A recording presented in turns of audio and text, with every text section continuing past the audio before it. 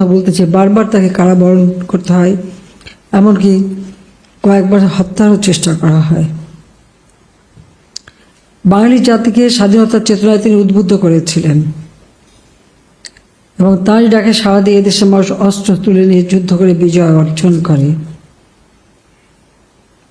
মাত্র 3 বছর 7 মাস তিনি হাতে সময় পেয়েছিলেন একটি যুদ্ধ বিধ্বস্ত দেশ গড়ার। কোনো রিজার্ভ মানি ছিল না, কারেন্সি নোট ছিল না, যুদ্ধকালীন একটি বছর কোনো খাদ্য উৎপাদন হয়নি, আর পাকিস্তানি হানাদার বাহিনী গ্রামের পর গ্রাম চালিয়ে পড়ে ছারখার করেছিল। কারেন্সি নোটগুলি পুড়িয়ে দিয়েছিল যখন জানে তারা যে সারেন্ডার করতে হবে, এবং একই সাথে আমাদের মা বোনদের ক্যাম্পে ধরে নিয়ে মাসের পর মাস তাদের উপর পাশবিক অত্যাচার করে।